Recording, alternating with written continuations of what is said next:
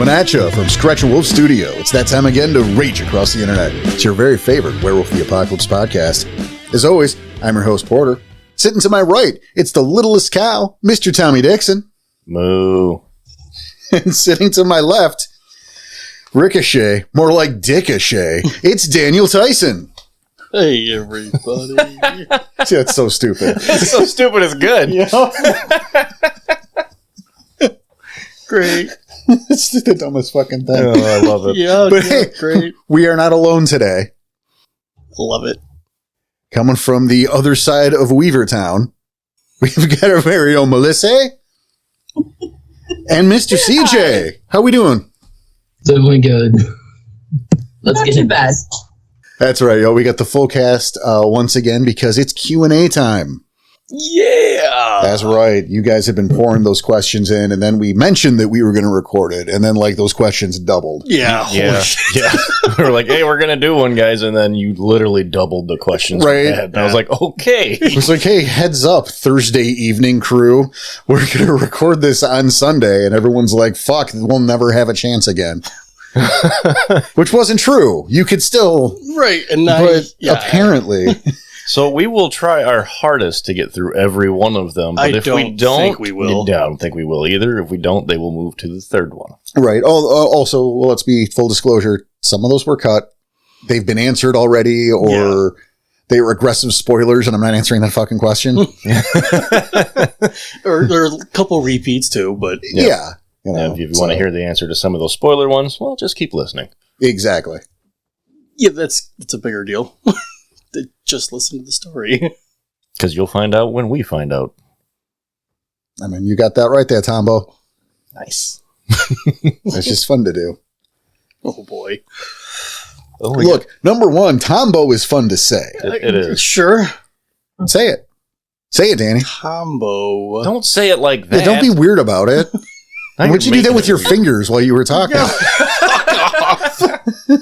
Definitely did not. Tom? He did, Dumbo. He did. Shut up. You're on camera. Everyone can see you. They can't even see They me. saw you do this. No. CJ Mel. Yeah, totally. Oh, Totally. you guys all suck. Yep, that's 4 against 1 there, bud. I'm going home. See ya. Yeah, we got I'm this. just kidding, everyone. It's me, Daniel Tyson. I'll answer questions.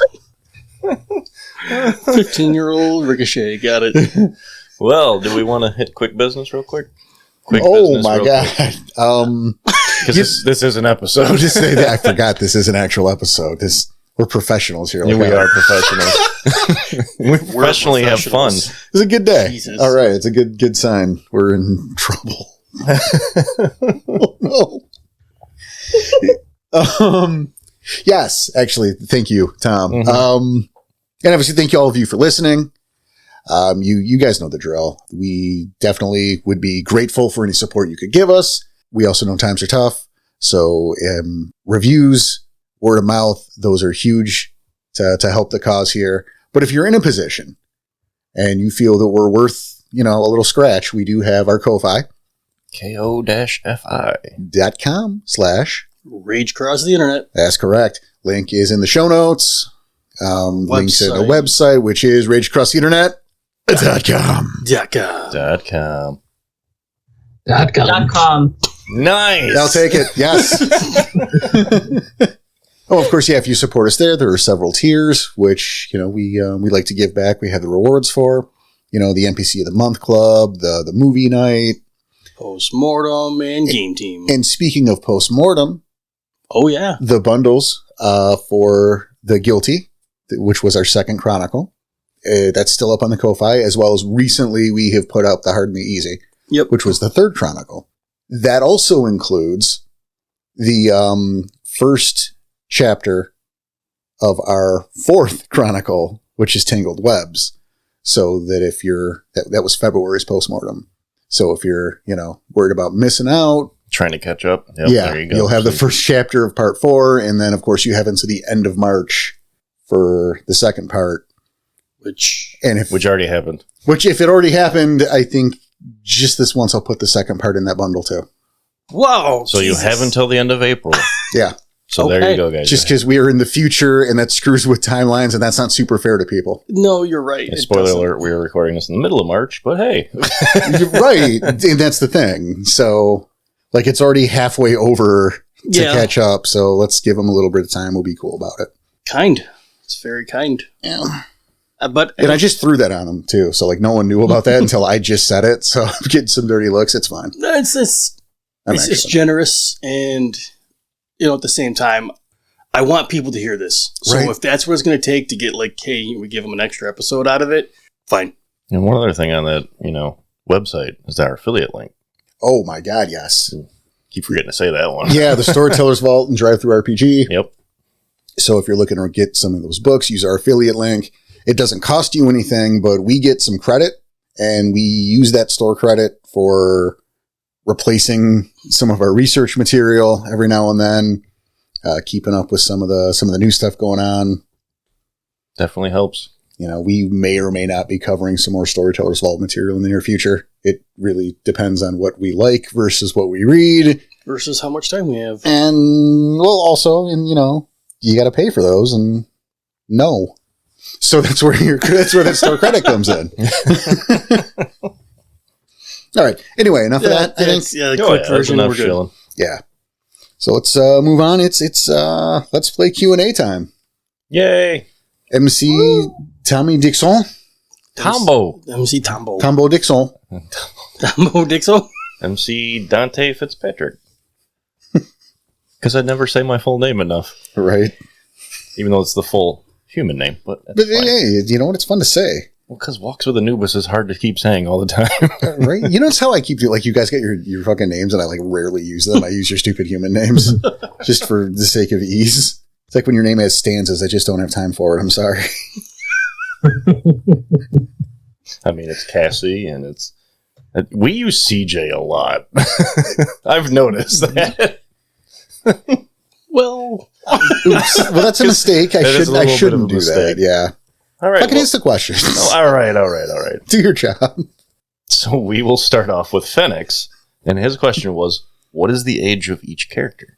I'll go first, and I don't remember what, it was probably 4-2, where Mia Jawbreaker goes, what are you guys, 14? And, I mean, I flat out said it in the episode. I'm 15 and a half. Okay, Ricochet is 15. And a half. He is 15. And a half. Oh my God. Walks with Anubis is also 15. In 3/4. And who knows? Because I never gave him an actual day. There you go. Yeah, Night Fang was in that same scene with Ricochet when Mia asked, what are you guys, 14? And his answer was yes. Yes, I forgot about that one too. That puts Cassie at the eldest at about 17. She's only 17. Classic winger. All right. Well, we will move on then. That is the answer to all that. You don't want to know how old... I'm not going to do it. I was about to say KT and Far 4 and Mia and wanna Bodhi. go? I don't have the slightest idea. Shut up. Again, because age doesn't really matter. No. Garu age completely different regardless. I mean, we won't get into it. But Yeah, most of them are in their mid-20s. KT's 96. that makes sense. She just aged well. She was held back a lot. Well, at least probably in his 20s. Everyone's something. Who knows? All right. So the next question comes from, well, two questions actually. This one's going to come from DMST Phil. This one is specifically for Porter. Do you personify all the totems in your games? Do you feel that gives them more relatability to players or even PCs, or is it more along the lines of whatever suits the narrative better? I like that question. I'll say yes. Well, this is for Porter. I know. Okay. But I think the answer is just yes. Well, the answer is no. So, thanks for listening to the podcast. Let the man answer. Jesus Christ. No, this is the first time. I mean, obviously, spirits have a personality and, totems, sure. But in terms of what I did here with Coho Jack, this is a first. And I'm glad to be able to talk about it a little bit. It was actually CJ's fault. Good job, CJ. No, for real. Because, we were doing, and like we talked about it before 5-1. Right. It was a long fucking day, and I had the thing scripted, but only so much, excuse me. And there's the point there in 4-3 where CJ goes, well, what do we call you? And in my head, the hangry, it's been a long day. I'm thinking, what the fuck is fucking Sam? What do you think his fucking name is in the back of my head, right? But it stuck with me that, maybe there was like after the game, I was like, maybe there's a better answer to that. And so I had that idea is, normally you guys know, like with Raccoon, with Coyote, I don't normally fuck with them. No. But I thought of the idea is, well, maybe Salmon here, he's a greater Jagling. He's on that cusp of getting that complete autonomy. He's about to make it to the big leagues, so he's got that extra personality and that extra shit with him. He's going to have a name because he's that close and he wants it that bad to be a fucking headliner, an A-lister. He's going to do it, man. And then I thought about how, as you guys will be interacting with him, and I thought about previous totems, Owl, who could just appear on a tree or soaring above you, or Fenris or Raccoon. And I'm thinking, well, Salmon, what's he going to be in, like a little fucking fishbowl floating around? That's so like, oh my God, I hate this already. Right? Like, I hate that idea. That's so dumb. You just made me think of the goldfish from American Dad. Something like that, yeah.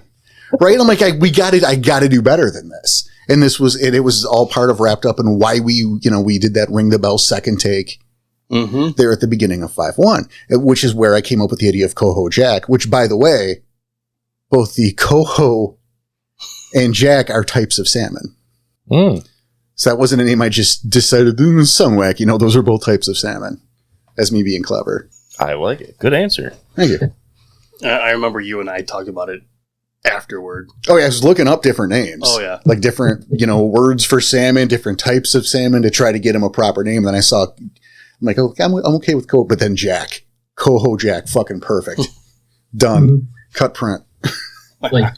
And I'll say this, the question from Night Fang was fully in character because I had the feeling, this kid grew up near a desert. He probably has no fucking idea what an actual salmon looks like. No, it was it was one of those like, politely, hey, who are you? No, it was a fair question. But again, that was the moment that got the gears turning. So fucking credit to you, man. Like I said, I don't normally do that, but I made an exception here to give them more personality, maybe make more of a personal connection with the pack, and hopefully it'll, we'll see. All right. So Phil has a second question for us, Okay. and it's for everybody. Oh, there you go. What is your goals as players for your player characters? Also, what are your player characters' goals from their perspectives right now? Do they look toward the future at all, or find themselves too much in the now? So we're just going to do round table? Yeah, we'll just round We'll table. do, Our usual circle. Yeah, usual circle. Danny, CJ, Melissa, Tom. So, it's sort of alphabetical order. sort of. I'll say with Ricochet, his goals changed. At first, it was just survive. And now that the newly appointed job of Alpha of the Pack has been laid upon him, the goal is now make a name for himself, make a name for everyone else he's now responsible for. Yeah. Siege? It's one of those things of like in character, Nightwing is still so young that he is partly still looking for, finding his place in the nation, but also with recent events, it's more of he might be taking some time to talk to some of the other Philodoxes and like actually figure out like, hey, what is our job? How do you do this? How many ducks is full? It's definitely very different than when he started because he was fully focused on the superhero angle already. That's still there. But now that he's got a team, he's not sure if he wants to take this to a Justice League situation or not. Oh, oh shit, Coho Jack can be Aquaman. Beautiful. Beautiful. Fucking beautiful. Does that make me Buona Beast? You wish. All right, well. I don't know if Cassie has any future plans. I think she's just sort of living in the now, and this is probably the first family that she's really felt at home with and understands her because they're all going through exactly the same thing. I think she's basically trying to find her feet in all of this And then, yeah, I think she's living in the now. All right. Tombo? Walks never had a goal. I never wrote him with a goal. I wrote him as just a wanderer. So, no, he's never had a goal, and I guess his goal has now come to fruition, and it's figure spirits out. Literally try to figure it out. Or else his alpha's going to try to kill him. I mean, that's the blunt of it. That's been a fun side goal, I guess. It's trying to get those two to, like, stop butting heads. It'll take some time, but it's fun. Yeah, it's good interaction. Oh, I yeah. like it. All right, what do we got? Next, we have M. And this is for everybody. What is something that you feel your character does/thinks that you maybe don't get an opportunity to voice or portray as often as you might want to? Ooh, I like That this is a question. deep question. Right? That's good. I'd never really thought about that. Well, Danny's on the spot, so let's all stare at him. that's oh, thanks. Oh man, I think that's pretty recent now because again, just being appointed alpha. All right, stop with those creepy eyes. Stop. Jam that microphone into your face. I think that trying to figure out how to be a leader is something I should be doing. But right now, there's so much in the story going on that I don't have that time to figure out. I don't have time to just sit back and go talk to, like, Mia or Far 4, because he doesn't really give a shit about me anyway. But, like, how to be that leader, that's something that's I'm going to have to figure out how to do as a character in-game, but I haven't been able to yet, much less have had time. CJ. It's one of the things that I haven't really thought about too much until, well, the question was asked. But I think the main thing that it would be the wannabe superhero stuff, because it's one of those things that me as a player, yeah, we got Ring the Bell and all that. I just gotta, I'm not sure if I want to lean more into it or not to express that aspect of the character, or is he still in the, like, all these people are new, I don't want to embarrass myself just yet. It's that little debate of how far do I want to go with it and how far would the character go that I'm not sure yet. It's a fun little internal debate even for Nightfang himself at this point. Because he's already gotten a little shit for the deed name. Well, you know. Not sorry. Oh, yeah, no. That's about all I got for that one, to be honest. I wish Cassie's protector aspect of her character comes out a little more. I don't know if I'm doing it the right way. She's not a trickster ragabash. She's more of the scout style ragabash. And I think I'd like to see that aspect of her come out a little bit more. And I think that's why she's like, she wants to see more peace between the different members of the pack, which kind of irritates her to the point where she falls off an edge. Snakes and peas. Snakes and peas. All right, for Walks with Anubis, I wrote him as more of like a mouthy character, and sometimes I just don't do it at all. Like, I hold back because I don't think it would. I think it would hinder the game if I was being more mouthy as the way I wrote him, as in he just has loose lips. That's the way I wrote him intentionally, but he's definitely changing away from that, or at least I'm changing him away from that because I think that would deter us from a lot of interactions. That's fair. I see it like that, yeah. I mean, I probably did pretty close to the same. I mean, he did get to let loose a little bit on you, but... Right, but like, I think if it wasn't for that, you wouldn't get that at all. Yeah, I wouldn't have had that at all. Well, see, here's the thing that people don't even fucking know to ask. So behind the scenes, the original Ricochet was going to be really, really mouthy. He was going to be a smartass who couldn't back it up, was part of it too. Mm-hmm. And Tom and I had to have like a mini intervention because I remember. Yeah, because of how Tom was writing his character versus how Ricochet was originally showing up, and it was stop, drop, and roll at that point. Yeah, was the character, and it was like not only will nothing ever get done. I would constantly be punching you in the face. Right. Like, one of those characters would die due to the fucking frenzy of the arguments getting to a head pretty well immediately. Yep. And then, of course, we were also concerned with Bleed there. With, like, you know, like, no, Danny, you're going to get mad. Like, no, it's in character. Like, no, you're going to get mad. Yeah, it'll bleed through. Yeah. There's no way. And that led you to, you know. Mm-hmm. It made some changes. Yes. Which I think was for the better. It was. And we still get to have our little fun, but we shake hands at the end of the day, which is great. Right. But that original version, you know, that was that, you know, teacher forgot to assign homework kind of character. You would have gotten punched. It would have been bad. I think even Nightfang would have been mad at you. Oh, I wouldn't doubt it. I don't think he would have lasted in the pack. He would have been exiled or killed fairly quickly. Talk about waylaying a story, right? Because now we got to deal with like this cub getting killed by his own pack because he wouldn't shut the fuck up. And oh my God. Or, you know, might not have been in a rush to save him from the scrag. Right? Like, oh no, stop. Oh, something bad's happening. Make sure to duck.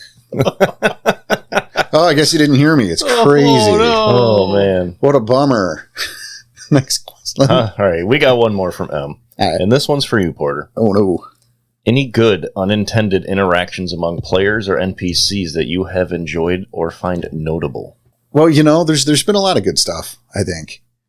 I mean, there's what's scripted and there's what's not, you know, and part of how we do, how I do, you know, you want to make those NPCs as real as possible. And I mean, we encourage the same thing with the characters. So, you know, sometimes a scene just happens the way a character would want it to happen and not how like a storyteller has planned it to happen.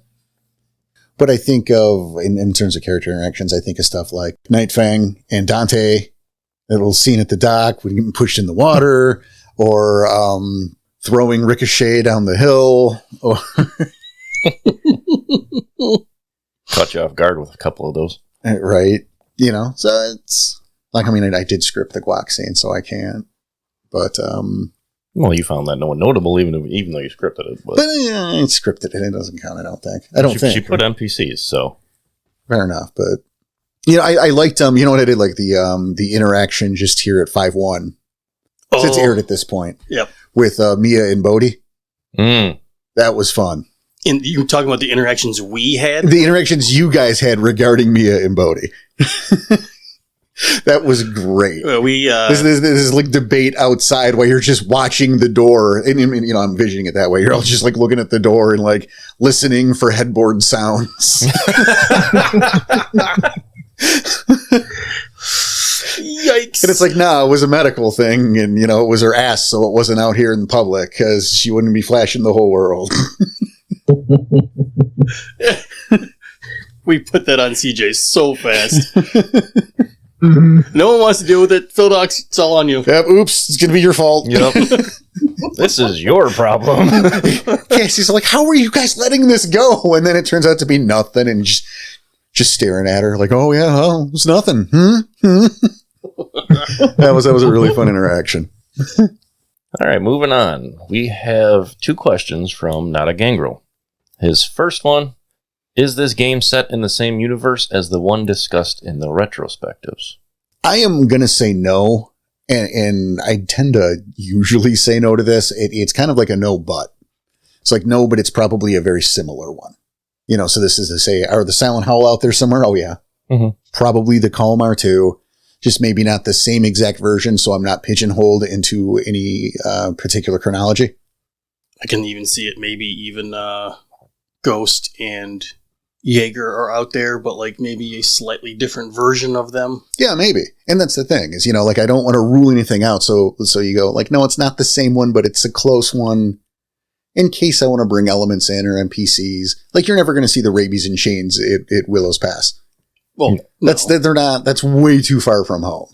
No, they won't leave Jersey. But we'll, you know, Jude show, probably not. Well, is it possible that the Silent Howl could? Yeah, that's possible. They travel. It's Somebody possible. From the Calm could maybe stroll in. You never know. You never know. You know, so like I don't want to rule anything out, but it's not the same world because if it is the same world, then you do have to rule some shit out. Right. Next question is, will the actual play end with this chronicle, or are there plans to keep going after the island arc is resolved? I have plans for 3 chronicles on the island. Damn. On the island alone? Yeah. Fucking hell. Okay. Hope you guys are in for the long haul. Yeah, I have material for, I would say about, because they're not all skeleton. Right. I know how this chronicle's ending. I know how the second chronicle's ending. I know what I want to do for the third. That's awesome. That is awesome. That's very impressive, by the way. Yeah, Okay, moving on. yeah we're playing the long game with this one. Wow, that a little shocked me. I thought you only had 2, but the third one, wow. All right, I like that. I'd elaborate, but then I'd ruin shit. So Right. Yeah, no, you can't. I got a plan. All right, moving on. We are going to move on to the mighty man Drake. Hey. And he's got a couple questions for us. So, how in-depth of a backstory do the characters have? Do they do a few paragraphs, several pages, and how much of it will we actually learn? Don't look at me. That's on you guys. Exactly. It's on us and our interactions. So I believe I personally had a page and a half. I think mine was about 2 pages. Yeah. Yeah, I've got about 2 pages. Not super detailed, but enough that I could probably pull some experience out for just a random story or 2. Mine was about 2 pages, 2 and a bit, and it went all the way up to her rite of passage. Yeah. I like backgrounds. The same time, all of our background story went to Porter first. So it had to essentially be signed off and approved. Well, yeah, I mean, yeah. And there's a level of trust there. When I'm looking at in approving characters, I guess what you're looking for varies depending on the experience of the player or your experience with the player. Mm-hmm. You know, so like, no one's got a 5 in anything because everyone knows better than to do that. Right. Oh, I'm 15 and I have 5 in melee. You can throw that away now. That whole sheet. Because if you went that far right off the bat, then what else have you gone wrong with? Or that no one's doing anything insane like min-maxing. So like they have like, there's no, like I'm a time traveler, some dumb shit like that. You got to look for content to make sure it makes sense and it's respectful to the material. And again, I'm looking at this group and it's a group of experienced people. I wasn't super worried about it. And the fact that you're playing Clients and like you're fresh off your right, which again was by design, because now we didn't have to worry about, I didn't want to do another rite of passage. I was already bored of it. Right. Let's get immediately into the main thing. And so having you guys come together, not as an established pack was important because your characters didn't know each other. But also at that early stage, the background is so important, but it's only important for like 15 minutes. Yeah. It's true. Because you're building those experiences. And that's the rub with that. It's like, you got this whole human, the Hamid life you had to worry about and your intro to the nation. And that stuff's important, but it's not going to be for long because you're doing all sorts of firsts now. And that's going to inform the characters. Mm-hmm. Yeah, no, I didn't. That's why I didn't write much for my beginning background. I gave basically how I'm going to act the character, his little bit of experience here and there. And then most of the bulk of it was my rite of passage, was his first change in rite of passage. That was the bulk of my background. The rest of it was just how I'm planning on playing this character. Maybe I could give you a couple things when he was at 10, but other than that, right? It's not important. What's important is what's going to happen. Right, but then that's the rub with that with those early characters is it's so important to have that early stuff, but it stops being important at like story 3. Yeah, Yeah. But it's that foundation. All right, moving on to Yes. Drake's next question. Unless you guys had something to add. Yeah, not really. Like, my old backstory, yeah, it was just a few little important events for the character that would influence how they act. Most of the lead up to the first change and the rest was left fairly basic. So I can make a decision if it's like, yeah, is this something he would have done or learned at this point? Yeah, exactly. I mean, that's kind of how background should be built. Mm-hmm. All right, next question is specifically for Porter. Who is your favorite NPC to play so far? And to voice, if different. I think those are different. Right now, and I'm just going to look at this chronicle, not of all time. Mm-hmm. I think Farfor is my favorite, but Bodhi is my favorite to voice because it's the easiest. That makes sense. I'm thinking Patrick Swayze in Point Break. Oh, it was exactly the inspiration point Oh, for that's Bodhi. awesome. Yeah. That's why I named him Bodhi. Oh, even better. I will say original Carter, Okay. who I sometimes slip into anyway. Mm-hmm. Man, I gotta do the squeaky like I'm supposed to with Carter, because I want to do the squeaky thing because it's based on Eminem, and Eminem's a dick. But I fall back at Carter. Like I do this one. And I think this is too cool of a voice for that character. I like that voice way more than the character doesn't deserve that good of a voice. Is it good? Your Carter voice is good, though. It's too squeaky up here, man. It's hard to be sustainable. Look, it's almost meat world. That's so close to me. It's almost meat world. And it's just, I have to not make it a cartoon. So you gotta bring it back like that. Yeah, bring it back in the throat a little more. Yeah, I get it. It's a little harder to do. Oh. All right. Next question, then. Yeah, moving on. Uh-oh. What has been your favorite moment caused by dice in the game thus far? And then favorite planned moment. I think the guac scene is your favorite planned moment. The guac scene is my favorite. It's one of the favorite things I've ever written, and I've said like 100 times. So yeah, the guac is my favorite planned moment. My favorite dice-related moment, it was the time that you botched and biffed yourself in the face with a tree. I can't believe how many great. botches we've had in this already. It's hilarious. I love it. But the you smacking yourself in the face with a tree was my favorite dice-related moments. Oh, I remember that too, because it was just something so Innocuous. Yeah, it was a perceptual. He's just looking around for the ghost and poof, oh God, was a tree there? Yeah, again, it was very innocuous. There was nothing going on. He was just looking for something. It's not like it was a huge combat moment. Right, and it was one of those moments like when you're walking through a door frame and for some reason you check it with your shoulder. Like you somehow missed the door. It's bad because I actually do that a lot. Right, like that happens, yeah. So it was just like that, only you did it with a tree. All this forest here, and you found the tree. I found the tree. That was a good perception roll. It was. I found something. All right, two more from Drake here. Have the characters been gaining experience and spending it, or is that something that we will get to focus on later? I have been doing the experience in chunks. The last time we did experience was off screen. Mm-hmm. Yeah. And that's how that will continue. We're trying not to waylay the game. This is the boring stuff anyway. You don't really want to hear that. Right. In terms of it being spent, I don't remember. I know. I think we each bought a gift. I spent mine. I bought it right. I know Mel got a gift. I got blurred. Yep. Yeah, I don't remember. It was, you got to keep in mind is like you guys are hearing these chapters once every other week, but we game once a month. Mm-hmm. Yeah. Some of us spent, some of us didn't. Right. I don't remember. Like, I think it was after chapter 3, I think, is when the experience was done. Maybe. Oh, 4. No, it was after 4. Was it after 4? It was after 4 because I got it when we were playing 5. Or I bought it that before we started playing 5. Well, and see, there you go. Like, I don't remember. It was right after getting the total. That's what it was. Yeah. Okay. It's the bookkeeping. Exactly. Yeah, and that's just not entertaining for people to listen to. Yeah, I don't think it is. And it's not entertaining for me to do, but I don't think anyone here feels like they've been ripped off. No. CJ, Mel? No. See, there you go. I've just got too many choices to go for with my XP. I think that's what I'm saying. I think CJ's the only one that hasn't bought anything. Yeah, that's the thing. Things will show up in time. It'll be cool.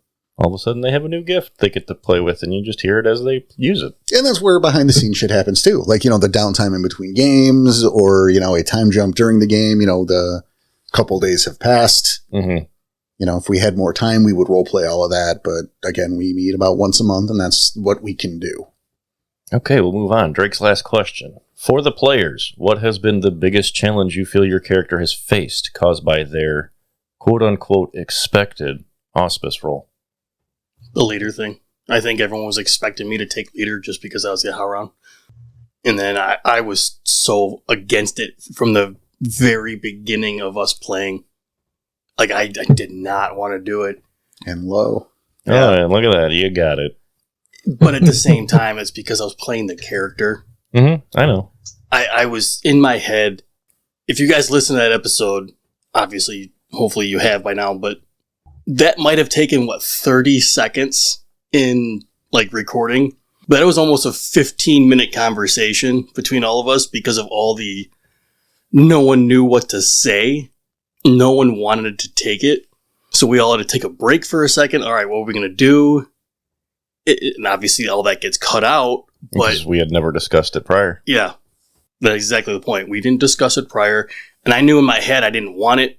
But I had to go back to the headspace of that character. He's learning, and he's learning fast, and he doesn't have a damn choice. I mean, welcome to the nation at that point, Yeah. right?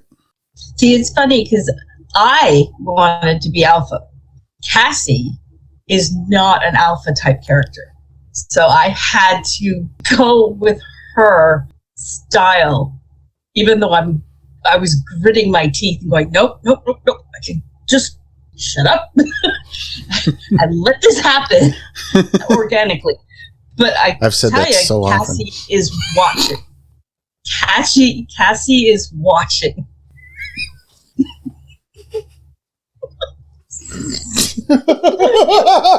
You finally broke her.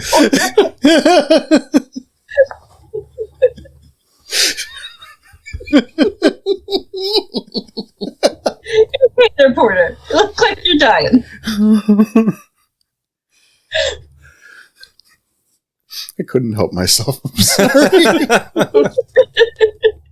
CJ? I'd have to agree with the alpha situation in a respect of, it's something that, in my mind, Nightwing might have jumped on immediately, but also out of character. I didn't want it. Last game I played it, I was the alpha for the majority of that game, and with this pack, it's nope, I could not hurt that pack of cats in any meaningful way. Oh, it's already a struggle. Yeah. But for the auspice thing, definitely the seed where, Bodhi and Mia were in the room and everybody was getting on Nightfang for that. That's been the closest, actual struggle, because into the episode I was thinking, okay, I'm going to start actually doing my job as a Philinox. And then that happens. Nope, I'm going to wait till after this. Let them finish. I mean, let's get more information. I mean, obviously everybody knows my struggles doing the spirit stuff. Right. Yeah, that's going to come to a head. Me and Porter had talked about that. Yeah. I was playing that a little too timid. Yeah, I think you're overcompensating. I am overcompensating, and yeah, that came up in an episode. Actually, yeah, it did. Yeah. Well, that's because this one's going before that one. Well, be that as it may, it is. Yeah, whatever. Look, we're still in the fucking right. Yeah, but we had a talk. I will get better at it. I know that me and Porter are going to be doing something on a weekday here shortly, where we're both going to just kind of one-off it. Won't be recorded, but it'll help to improve the character's headspace on being a damn Thurge. And I know that kills Mel because she wants Thurge. Well, I'm excited for it too, because I want to see more Thurge stuff. I love the spirit stuff. The fucking creativity. I'm a big fan, so I'm excited to see some more. That's why I also bought a right instead of buying a gift. So I'm forcing my hand on this. Good. So yes, my biggest challenge is yes. This.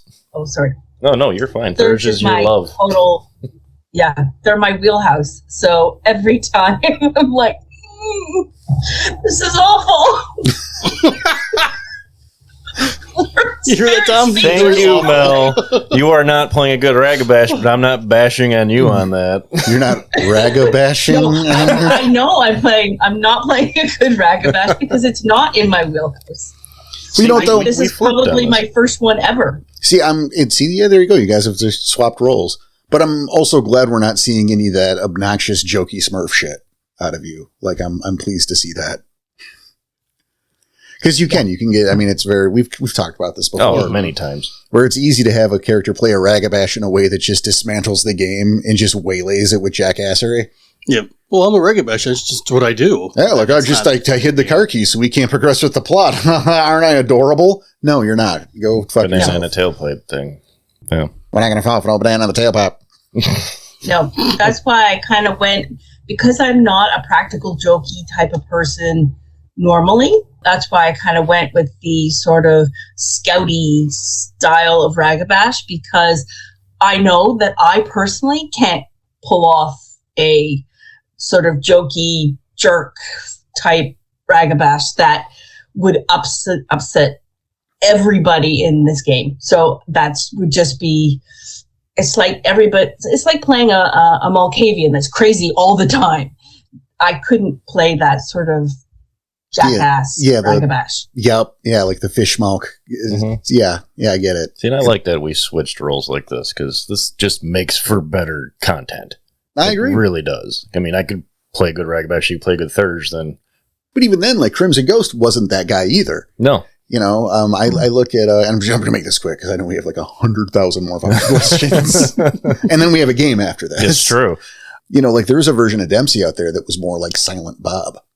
Really? Yeah, well, in regards to, you know, like he'd keep his cool, keep quiet to the back, and then he'd be the guy like everyone's working on their plan, like on the big battle plan, right? He'd walk up and go, oh yeah, but you guys figured out, you know, how to protect the flank here, right? Because that's like wide open. And then just walk away. I like that though.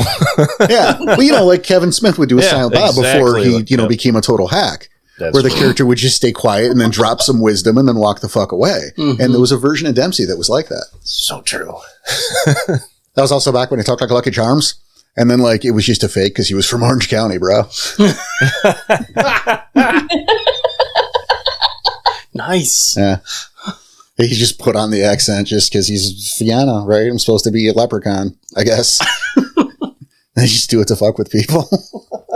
Hey, let's move on. Yeah. We got a lot of questions. I know, my bad. All right, we're going to move on to Tracer Smith's questions. Okay. Got quite a few here, too. What power allows for Gnosis to be stolen? I don't know. It's crazy. That is a good question. You should just maybe tune in and find out. Yeah. Keep listening. That's right. Because that's a plot point. And Spoilers. Spoiler. All right, next question. What led to Cassie being on her own? Specifically for you, Mel. Are you sure it didn't say specifically for Mel? I think we had discussed it in previous episodes, but Cassie is effectively a runaway / foster kid. That was her concept. Her parents were killed in a Fomori attack. They were both Black Fury kinfolk, and effectively, the Black Furies dropped the ball. They arrived too late. CPS had already come in and basically put her in a foster home.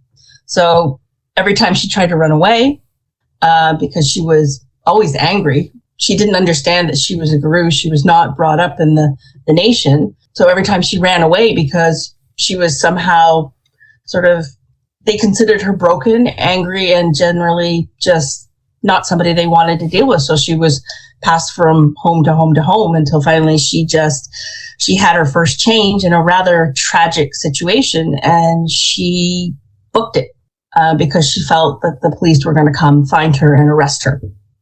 So she is effectively on the run. I mean, really any logical teenager would probably act that way in that situation. So, yeah. True. All right, then. Next question. For Porter. Uh-oh. When is the reworked combat system coming out? That is actually not a Porter question. Oh. And like I would tell you who the question belongs to, but I don't want to throw any friends of the podcast under the bus. Okay, then. So soon. But how soon? We can't tell you. Look, one asterisk next to that. Yeah, in fact, there are multiple asteri, if you will, because Rage Across Combat, if you will. A friend of ours kind of has dibs. It's going to go in that person's storyteller's handbook or storyteller's vault installment first, and then I may or may not be working on a secret project that will also include it, but dibs to that first project, and I don't want to throw anyone under the bus. Okay, good answer. So next question. How did you pick the pack name? Did everyone vote? Was there a general discussion? And this is a big shout out to CJ because he just popped it out there and we were like, that's gold. Question answered, yeah. Yeah, question answered. CJ just had an awesome suggestion, and it was just, I don't even think we were talking about the pack name, were we? No, not at all. It was like one of those things of like, we're eventually going to have to come up with something I had made a joke of like maybe we're like the Dazed and Confused or the Dream Chasers. Yep, I remember that. It took Dazed and Confused, and that was hilarious. And then you're like, yeah, well, the Dream Chasers. We're like, holy shit, that's an awesome name. And it stuck. And to add a little extra behind the scenes to that, Mm-hmm. first of all, Vidoma's original deed name was Vidoma Dream Chaser. Really? Oh, I didn't know that. It was. That's neat. And it was that because one of my favorite RPG franchises is Wild Arms. And Tom, you might remember this because you played a little bit of it. Just a little. Is in that world, in that first game, there were these kind of nomads, these wanderers that were called Dream Chasers. Which is where I named Vidoma Dream Chaser. And then by coincidence, you guys pulled that out for this. So like I'm behind the scenes going, that's fucking super cool. But didn't want to, I know, we were all unanimous as soon as he said it. We were like, Right? that's perfect. like it's just crazy amounts of coincidence. But I thought it was super cool that there was that crazy amount of coincidence. And honestly, that's, in my opinion, like how pack names kind of should work out. It should just be something mildly descriptive of the pack and or what brought them together, but it should just be something they come up with. And it was perfect. Yeah. Like I said, the rest on mine was just fucking random happenstance, but seriously, No, I don't blame you. how cool is that, That's right? awesome. Okay, moving on. Yeah, I mean, All right. Quick and easy. Quick and easy. that's, Rip the Band-Aid off. All right, moving on to another person. We got Aegis Andro. yeah, hey, just, Aegis. It's Aegis. Yeah. All right. We I mean, hi to everyone else who, thanks for all the questions about it. yeah, well, I mean, everyone's getting their shout out. All right, his first question is, could we have a list of each character and a small description of each one pinned in the channels? Or maybe its own channel where we can have the map and maybe portraits of the characters. Yeah, we talked about this before. Just haven't done it yet. Yeah, this is about time. Yeah, that's it, yeah. You know, So we will definitely... we have every intention of putting up an extra thing for the actual play on the website.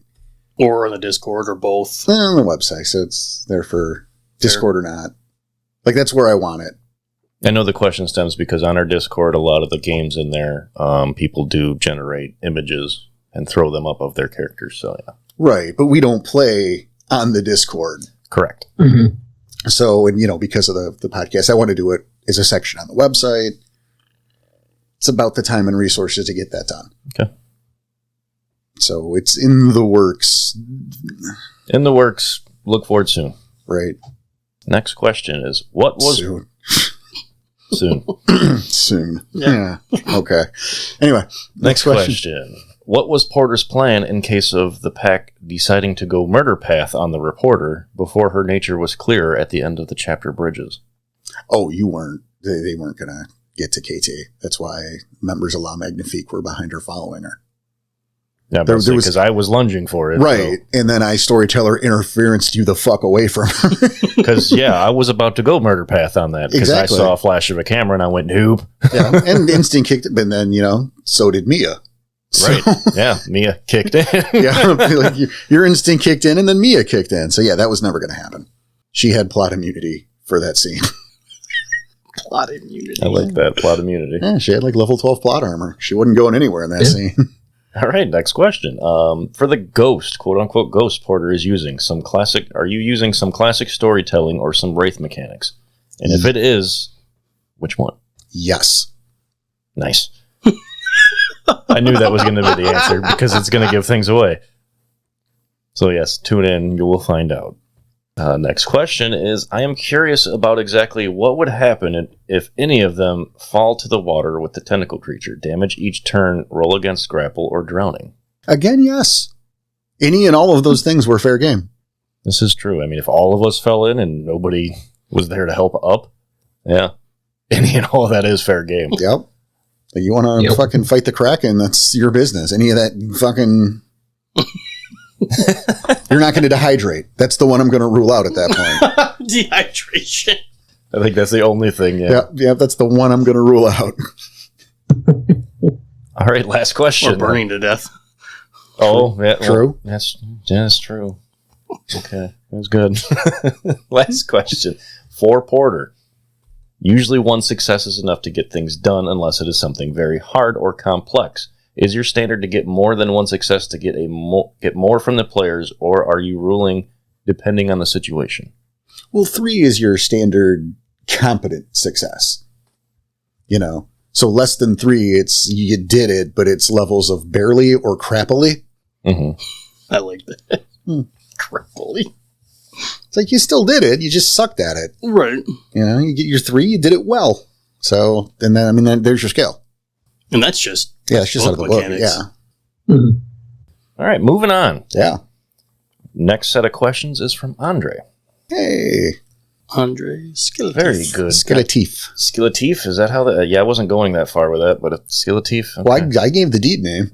Oh, all right then. Yeah, that was me. So, Skeletif. Teef. Like, give me your name, Teef. If you guys want to know the background of that, get on our Discord. All right. Andre will steal your bones. Don't fuck around. First question is for the players. What do your notes look like? And Porter, what does your script look like? All right, we'll Start with the me players first. Yeah. I am no longer taking notes. I was in our previous games, but now this one, I'm listening to these like 3, 4, sometimes 5 times. We're playing on the day. I'm editing it. Sometimes I listen to it 2, 3 times for the edit. And then I listen to it the day it comes out. I'm probably listening to it again on Friday that it comes out for YouTube. And by that time I'm listening to it on Friday, it's because I'm gathering more notes in my head. Which makes it sad because we're losing Tinfoil Hat Danny. A little bit, but at the same time, his quote notes are now super on point. Also, he's probably going to get so sick of us. This is true. Like I'm surprised he can still stand to do this. But I am sad we are losing Tinfoil Hat Danny. It's a different character, though. I know, but it's still fun when Tinfoil Hat Danny comes out. Yeah, it's. I've had a couple. I've had a couple nonsense like. But not as often Yes, as it no. used to be. That's the thing. No, but like case in point, he and I had a conversation on Friday where I explained to him why the thing he thought was really dumb and didn't make sense. And like not in a way where I was shitting on him, but like in a way where I was about this, right. Like I'm pointing, but I'm like, but what about that? Because you saw that happen, so you know that's not how that goes. And there's the pause. And he's like, "Fuck." All right, That's fair.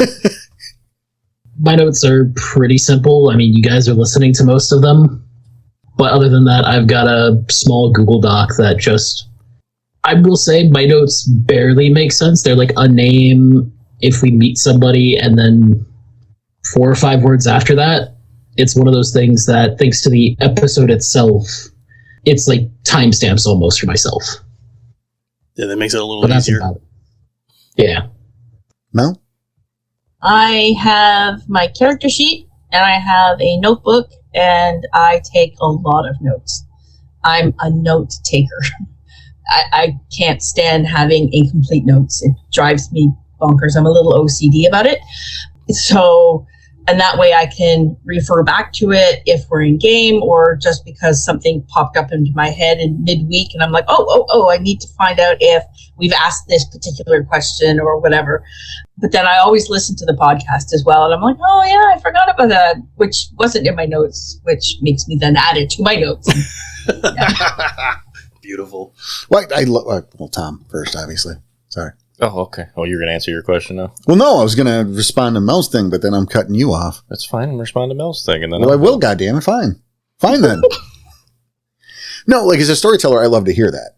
You know, I mean, that's why when we started gaming, I handed out notebooks to these guys because it's like, hey, we game once a month. I don't expect you to remember everything that happened on a game a month ago while you're living your life, but I expect your character to remember everything that happened to him 20 minutes ago, despite the fact that it has been a month in the real world. Mm-hmm. So those notes are great. And while like it's definitely easier for everybody that we have these recorded for like the whole world to listen to, no pressure, everybody. Good job. I'm such an ass. I mean, that's great, you know, because like Dan, like you don't take notes because again, through editing and, you know, podcast day and being here, you've heard this game Multiple times. Yeah, multiple times. But on the day, you can't go, hold on, let me put on chapter 5.2 to refresh myself. You can't do that. No, and I don't. Well, I know, because you can't. We're not going to go, everyone wait an hour and a half. Wait for Ricochet. He's got to put his headphones on. Right? He's got to Play on re-listen his to the tape show. deck. The tape deck, nice. On his cassette player. Nice. Walkman. So, Yeah, yeah. that's what it is. Thank you. So, yeah, having, like those, Mel being an OCD note taker is awesome. Like, I love that as a storyteller. I love to hear that in a player. Tom? My notes mainly consist of places, people, and that's about it. Because, like I said, we have these recorded, so situation-wise, I've been listening. Obviously, not nearly as much as Danny, but I listen to the pre and then when it comes out, so I hear it twice, unlike your 8. Well, I mean, we can change that and you can edit for me. Get right on that. And if anyone out there wants to learn how to edit Yeah. and No, doesn't there we mind go. working for free, I'm already doing it. Free sucks. just saying. My scripts, like, I'm not even sure how to answer it. You're not allowed. Yeah, I mean, I guess don't look at my maps. Don't look at your maps. I'll say I have what I call the back pages, which are where the stats go. Any encounters, those are on separate pages at the end of a thing. And I will usually script 2 scene per page. For example, the last chapter 5, which I think will be all aired by the time this airs. Or is that not true? 5.3 won't be out. 5.3 will not be out. This goes in between 5.2 and 5.3. Okay. So I will script a scene to a page. The stuff with at the cabin with Bodhi and you guys coming back in the scene with Dave that I love that scene too. Mm-hmm. The just homeless, that look went out in Jersey in the 50s, that whole thing. I'm dressed like an adult, you're welcome, planet Earth. Even his fleas have crabs. Right. Like, it was just so informative of who Dave is as a character. Mm-hmm. And just that one little paragraph, you learn so much about the guy if you're paying attention. I love that little scene. Right? I really did. But, like, that scene was all a page or two, and then I will take a page break. Or, like, if it's a page and a half, I won't continue that back half of that page. I'll start it to a new page, and, like, now here's the stuff with KT. And the reason I do that, and I especially do it with you guys, is because of how this isn't as tightly structured as games in the past have been. And like you guys, Danny, Tom, you can verify here that this is a bit more freeform. Oh, yeah. There's a lot more ad-lib to it. Which makes it a lot harder to script. So I will script to scene and have those separate. So if I have to grab a section, I look for the page that starts with KT's apartment in bold. Okay, that had to happen. This is the page I need. Back at the cabin, that's the page I need. So you have things written down that need to happen, but as far as script and dialogue goes, most of that is ad-lib. Most of it. Sometimes, like again, the Dave scene. That needed to happen, so it was fully scripted. Yeah. Yep. Like, I'll envision a scene and script around that. But Okay. Next question. Can we get a breakdown on everybody in the La Magnifique pack? You can by joining our Ko-Fi. oh, shit. Because That's that good. pack has been scripted and given out as rewards. Some of them have shown up. Bodhi, Mia. We did Falling Leaf, Falling Leaf who's was not first. part of La Magnifique, but And if you read those two before you listened to that scene of them in the bedroom and what were they really doing and hey, Philodox, get on this, you would know. Not even the case at all. Yeah, it wasn't going to be the case. But. yeah, it's a little advantage you guys as players had because you proof those. Mhm. But it was still fun to act out. Right, because the characters didn't know, and that's important. When I proofed those, I sent back, damn it, I'm not allowed to know half of this. I know, but it's got to go out, and we need to make sure the quality's there for everybody. Yeah. So, yeah, I think Tom's right. If you really want like a full description on them, that's the Ko-Fi stuff. That's the NPC of the month. As far as that, though, yeah, just keep listening, and you will learn more about them and how they break down as we go. All right, next question. Did you come up with the newspaper clipping in KT's conspiracy board, or are they a thing you had planned beforehand? Little A, little B. Oh, okay. Little A, little B. A little bit of both. Yeah. It's just like some of that is potential thread. Some of it's fucking nonsense. You know, like everyone just assumes that like, oh, it's on KT's board, so it's a real plot point. She might just be nuts, man. Conspiracy theorists, you never know. Right. Like maybe some of that's real. Maybe some of it's not. We'll find out. All right, next question is, will we ever see the murder board Porter has for this actual play? I doubt it. That'd be a lot of work. Next question. Probably. Then. Or no, go ahead, CJ. I was just going to say, probably a lot of work and a lot of spoilers. That's the spoilers is the main thing. Okay. So when everything's over, maybe. Well, you know, I fully expect once the Chronicle is over, we will do maybe like a live show post-mortem or something. Oh, that would be fun. No, that would be cool. And so like some of those secrets could be revealed and shit like that, you know. I know we were talking about the other thing for the quote off season between Chronicles 1 and 2 because I'm going to need time to get a, you know. Oh, yeah. Mm-hmm. So yeah. Probably that then. All right, next question then.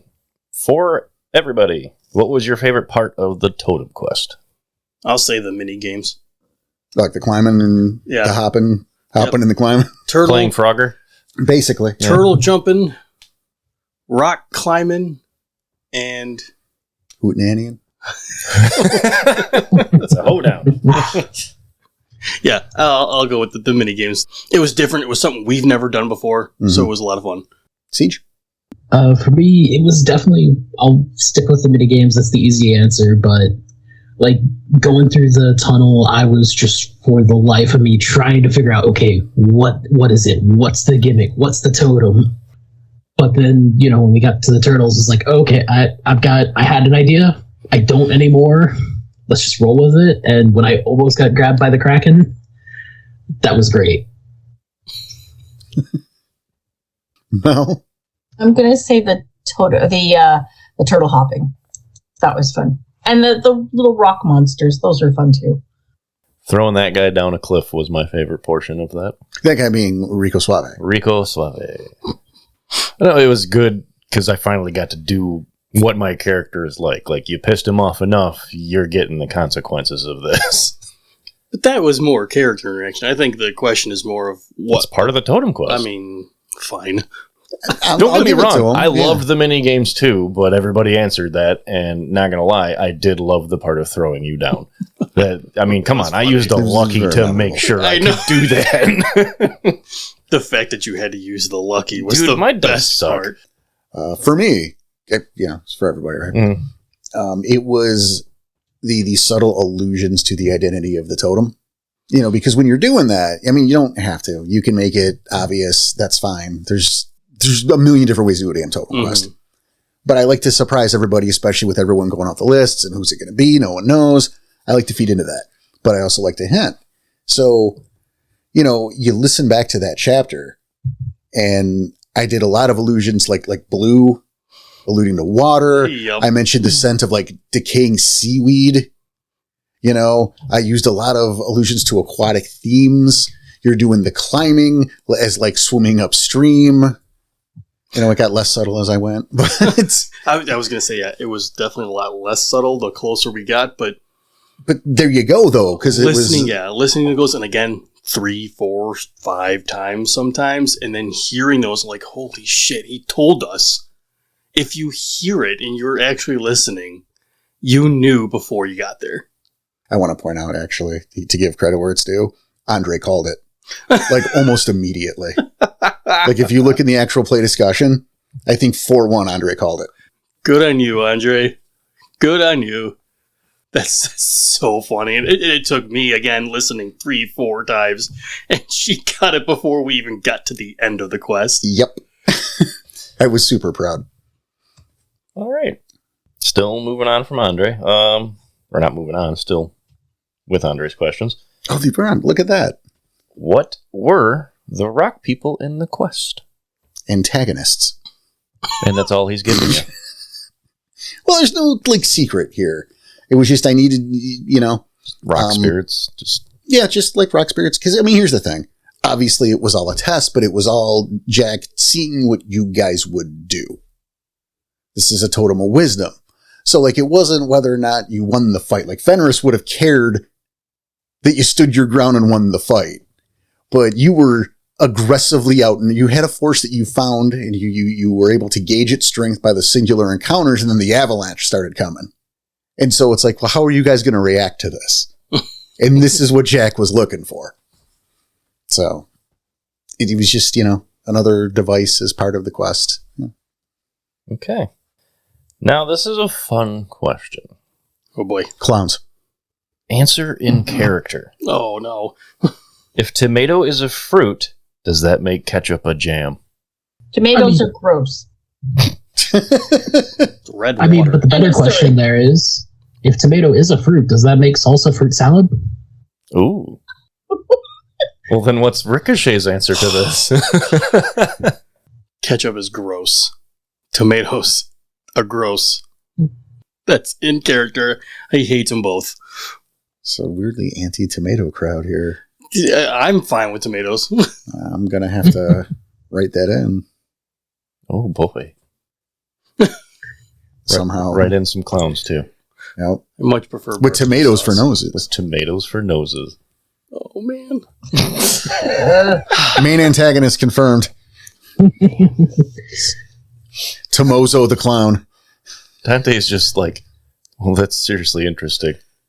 I never thought of it that way. I mean, that's exactly... And that's just your answer. I love both, so... Now confirmed for New Gorgon. Tomozo the clown. Okay. Next question. Well, Chapter 6, everybody. I'm going to do some rewrites immediately. Next question. What's the DreamChasers' opinion of each member of La Magnifique? Right now, they're the only other pack we know of. So, Ricochet is very much looking up to all of them. I mean, that's true. Even for walks, it's the same thing. Have really been around them long enough to really form an opinion yet? I mean, we have, but not. If you know how that works. I do. Mm-hmm. I think if there's any standouts, I think in particular would be the worthier part. Mm-hmm. 'Cause, I mean, there's enough of them, Yeah. Fucking 6 of them. I mean, he's looking to me a Jawbreaker the most, but just as a Haran. And he wants to look to far for as far as leader goes, but he's not ready for that yet. And I don't think I can give my answer just yet, because I don't think it's aired yet. And who I'd be looking forward to because of a reason. Okay. Coming soon to the end of 5.3. It'll be next week's episode. Right. And just if you're listening now, next week's episode, you'll figure out who I'm channeling more towards. No? I don't know if there's anyone Cassie sort of has any opinion of. They're not her pack. She's not even sure if she likes any of them. She doesn't know them well enough to like them. So I guess it's kind of like that sort of disconnect. Yeah, it's a similar thing of like, while the pack has known them for, a couple days at this point, these are also like some of the only other Garu that they have met. So even Night thinks like, he's starting to form a few opinions on some of them, specifically Dodger and Mia. Only like real opinion is he likes Bodhi's chill out of everybody because his pack needs to learn some of that. I don't know what you're talking about. No. Who are you kidding? Well, I will say hearing those answers, I'm excited for you guys to get to know those NPCs better. I'm excited. Or hopeful that you guys get to know those NPCs better. I'm excited to get to know them better. But time will pass for that, obviously. I mean, obviously. But yeah, it's... We're on chapter 5. Come on. Right. Well, I think it's one of those things, too. Like, I remember back in... there was a time at the Summer Rain where you're like, well, Tom, where you were like, well, Dempsey's supposed to be my mentor. And I'm like, yeah, but you have to fucking talk to him. I don't want to. Right, but there it was, It's like he's not just sitting there waiting to hand you sage advice. He's got shit to do with his day. You have to interact with him to interact with him. But I should be on his shit to do for the day. No, I'm just kidding. All right, last question from Andre. Porter. Yo. Why a little girl ghost? That was a big nope for me. That's a shame, I guess. And obviously you won't answer it due to spoilers? Spoilers. Kind of, yeah. But I mean, also... And Danny and I were actually talking about this on Friday. Mm-hmm. About, there's a level of information that y'all already have that can, lead to, help me out here, Danny. If we already have some of the information, we're probably already answering it ourselves. There are leaps of logic you can make based leaps on of logic information works. provided. Mm-hmm. And then the last of the question is, Tom, why go after the ghost girl? I was curious, and I wanted to know what she wanted. Boog it out. I didn't know it's boog it out, but I was just curious. Well, I wanted to know. that's what ghosts say. Oh, all right then. You don't speak Sometimes. ghost? Yeah. But how do we know she's a ghost? Boog it out. Or, boo. Get out. Boog it out, though. Okay. Right. I mean, it's totally different things. It could... It's weird that you don't know that. You're the Strider. You don't speak ghostish? Ghostish. Moving on. We still have Boog it up. 30 more questions. Is that real? Yeah. Fuck. But it's only 2 people. There's 30 more questions. So moving on. We are moving on to You Can Call Me Gengar. Hey, what's up, Ginger? Ginger. Gengar. Hey, Gengar. Ginger. Hi, Ginger. Thanks for the questions. All right. Now, first question. La Magnifique is quite a large pack. How do packs like these get formed? Could a pack spirit potentially be involved in this, or is it simply convenience? Well, there's 2 answers to that question. Packs form the way they form, and packs that are many different shapes and sizes. Some of that is NPC of the month kind of answers. Some of that will probably show up organically through game. Mm-hmm. From a behind-the-scenes standpoint, I wanted to make sure there was a representative of each auspice and tribe that you guys had, so you had someone to learn from. That's fair. But, Fair. not the same, which is why, Cassie has Mia for her Black Fury needs, but not for ragabashing. She has to go somewhere else. She got to go to Carter for that. You want to Strider it up, you got to hang out with Bodhi, Tom. Awesome. You want to Thurge it up, you got to deal with Dodger. Double awesome. I'm not mad at either of those choices. It encourages, again, more interaction with the NPCs. No, I like that. And I like the way you did that. Yeah, because obviously if I want to gravitate more towards 2 of the rest of the pack, but only specific needs, it's going to be Carter and Mia. But that's not who I'm more closer to, if you will. No, I'm with you. That's why everyone had someone they could identify and form a bond with, ideally, on different levels with different characters. All right, moving on. For Porter, how do you think of these little mini games you set up? What's the process for creating them and tuning the difficulty, and what's being tested? Well, really, it was just what was in my heart at the moment. I mean, I've been doing this close to 30 years. It was just something I pulled out of my ass on the day. You didn't script any of that? No. Oh, that's awesome. Like, I knew I wanted you guys to do it. Like, I knew there was the, you're going to do the turtle thing. I had that in my head, and I had the climb the thing in my head, but I didn't, those little mini games, no. Oh, that's fun. I like that. He knew we would be jumping turtles, but how we were jumping turtles, he had no idea. Yeah, I didn't plan any rolls. I didn't plan the usual. I'm just like, hey, it's a good visual in my mind. And then suddenly it's like, hey, hopefully this will be fun for you guys. Something for you to do, add some urgency to it. It's, just what was in my heart at the moment. And I like the fact there's always a choice.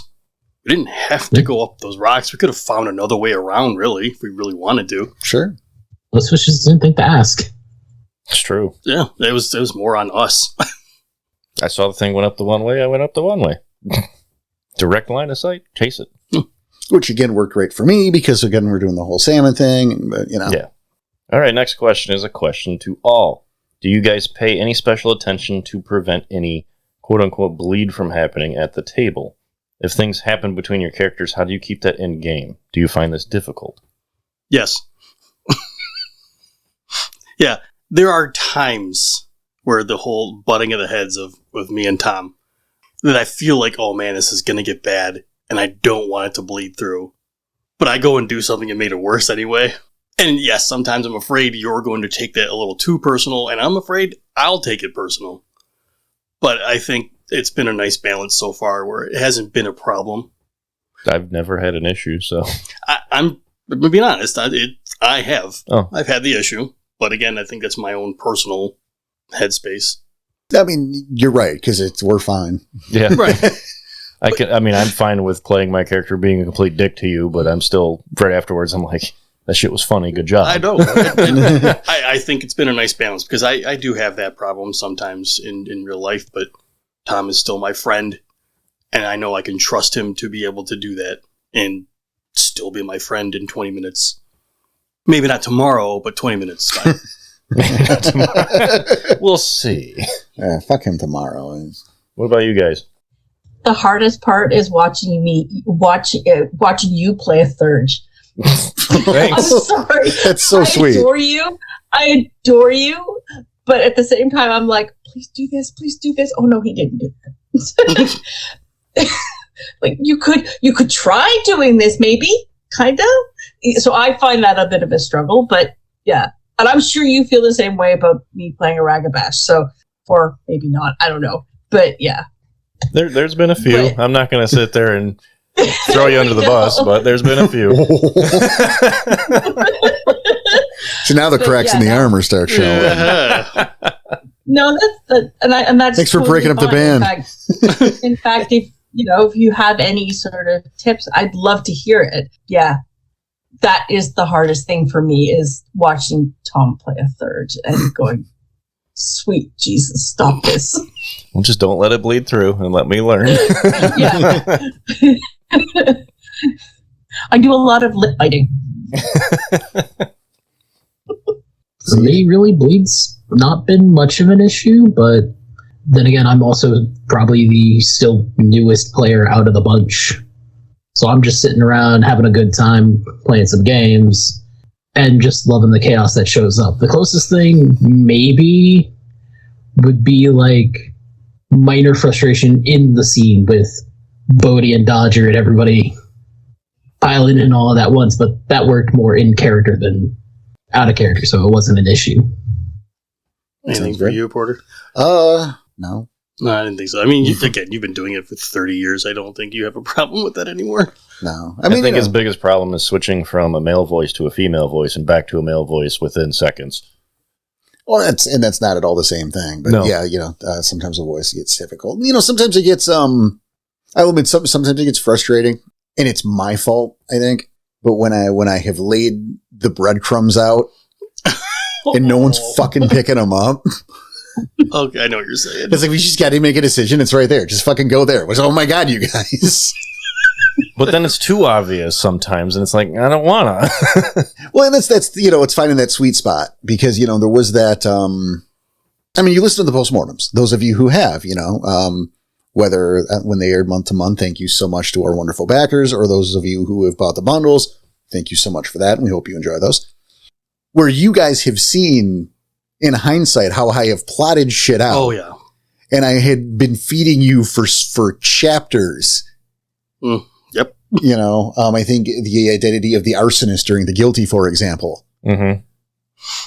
It had a little bow on it, and it was on a silver platter with your names engraved on the platter. Yeah, right over our heads. Yeah. And you guys are like, there was an arsonist? And I'm like, we're not friends. Yeah, that was... Right over. That wasn't of our concern. We didn't care at the time. We had other things to deal with. But I will say sometimes it's like that, because sometimes like, oh shit, am I writing way too high? I hate to say it like that, writing above your heads. I hate to say it that way because that sounds not how I intend it to. I know what you're saying, though. We know what you're getting at. Yeah, like, am I overdoing it? Am I underdoing it? And I know that's on me because I'm the one who fucking wrote it.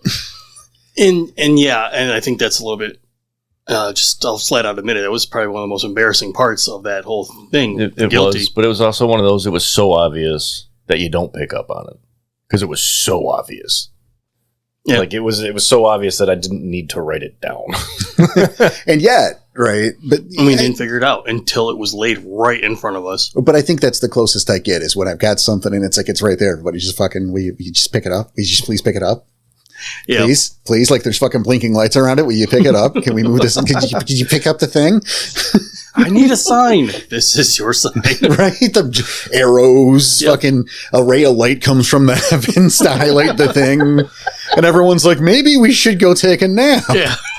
Fuck off. Yeah. It flies into Ricochet's hands, okay? Wow. That'd be Look at that. There you go. It's a piece of paper that's the answer. Go to KT's apartment. Oh, fuck. Maybe we should Just walk in. get a bite to eat. Yeah. There's a burger joint right here. Yeah, Let's right. go in.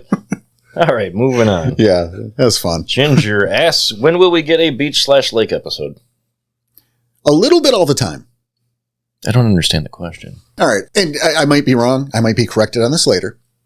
But it's referring to those episodes in anime where they go to the hot springs, they go to the beach. The and it's filler, just- then? Right. The filler character interaction episodes. Yeah. Which, for me, coming from, a comic background before anime was a thing, Mhm. I would look at Chris Claremont's era with X-Men, and those would be the softball episodes, where it's literally the X-Men are playing softball today. Oh, really? They're just hanging out playing a game of ball. Hmm. And again, we've been referring to these, I've been taught you guys as sandbox episodes, right? Mhm. So yeah, you'll get those, or chunks of them in the story where it's just time to hang out and interact with the amongst yourselves with the NPCs. You'll be seeing a lot of that peppered in. And maybe we do act out some of these gift purchases, anything. Yeah, and it's all time permitting and shit like that. Right. But because character growth is extremely important and those interactions are important. And we're playing at my table, so those are going to be important. That's going to happen. All righty. Ginger also asks, does one of the PCs play an instrument? Would be nice for around a campfire. No. We all don't have a Galliard. Nope. No Galliard. No. Dave's a Galliard. But specific PCs, not I know. NPCs. I know. No instrument. No instruments for anybody. No special talents. But Dave is a Galliard, so you might get some awkward white rapping. Hmm?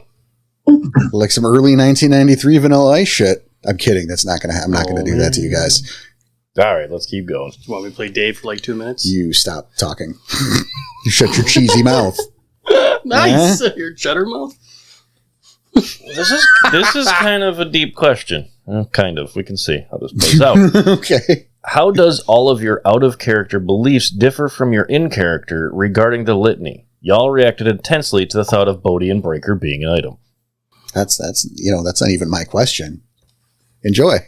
Oof. Well, we were all fresh changers. Yeah, I was gonna say, and it's, we were all like, well, that's no on litany right there. What the hell? So we all instantly reacted with, well, what the fuck's going on in there? I agree. I think that was very much we're all brand new. And we know that's not supposed to be a thing. Hey, there's a Philodox. And your Philodox was sitting here giving them the benefit of the doubt because, hey, these guys aren't brand new. They know people are in the house. They wouldn't be doing this with people in the house. Like, come on.